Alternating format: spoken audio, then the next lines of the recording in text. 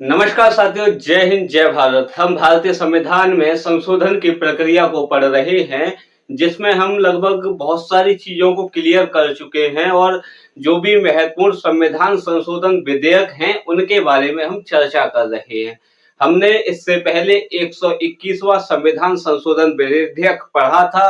121वां संविधान संशोधन विधेयक जो कि 99वें संविधान संशोधन अधिनियम के रूप में लागू होता है, जिसके द्वारा एनजेक नेशनल जुडिशियल अपॉइंटमेंट कमीशन की स्थापना की गई थी और अक्टूबर 2015 में सुप्रीम कोर्ट के इतिहास में ऐसा पहली बार होता है किसी संविधान संशोधन को पूरी तरह रद्द किया जाता है। और आज हम उससे आगे की चर्चा करने वाले हैं, जिसमें हम 122वां संविधान संशोधन विधेयक पढ़ने जा रहे हैं।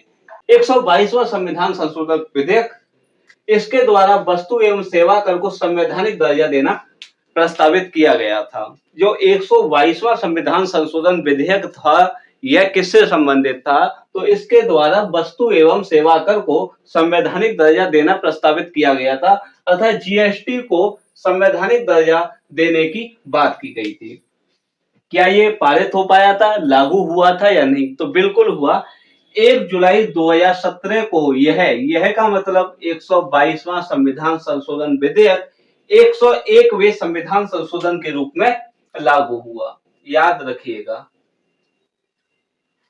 जीएसटी से संबंधित कौन सा संविधान संशोधन विधेयक है?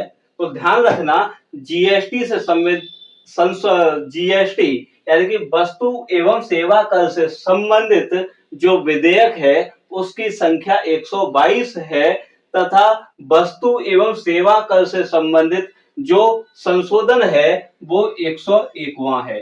इन दोनों चीजों को याद रखना।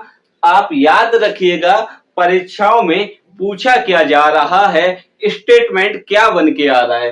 तो ध्यान रखिएगा, जो जीएसटी है, वस्तु एवं सेवा कर, इससे संबंधित विधेयक पूछे तो 122वां है और इससे संबंधित यदि संशोधन पूछे संविधान में तो 101वां है।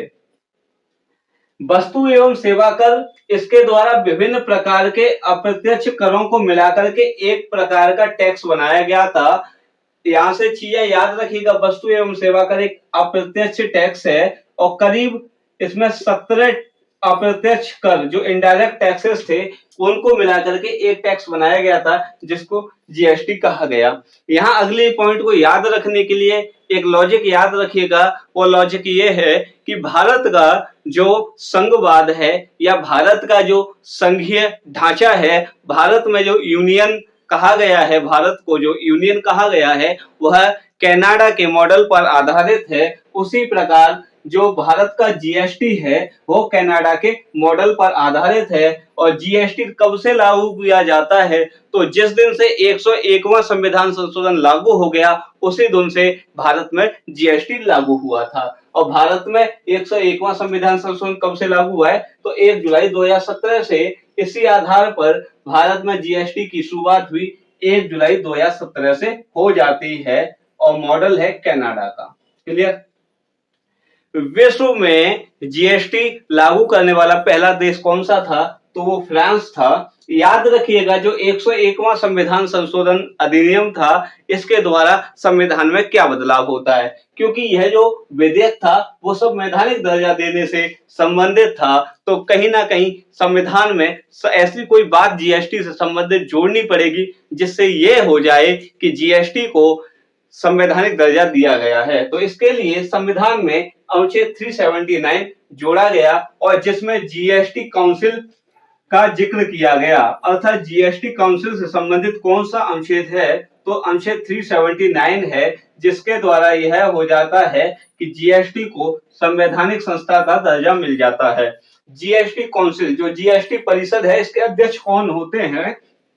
तो जीएसटी परिषद के जो अध्यक्ष हैं, दरअसल वो केंद्रीय वित्त मंत्री होते हैं तथा जीएसटी काउंसिल जो है, जीएसटी जो परिषद है, उसमें सदस्यों के रूप में सभी राज्यों के जो वित्त मंत्री होंगे उनको गिना जाएगा, जिसमें दिल्ली और पुडुचेरी भी शामिल हैं। तो 28 + 2 कितने हो गए?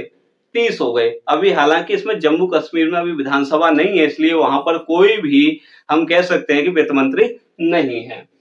देखिएगा, जीएसटी में किसी भी प्रस्ताव को पारित करने के लिए 3/4 की सहमति होना आवश्यक है, अर्थात 75%। एक बात छूट गई, यहाँ जीएसटी की गढ़पूर्ति कितनी होती है, तो जीएसटी की बैठक करने के लिए जो गढ़पूर्ति है वो लगभग 50% है।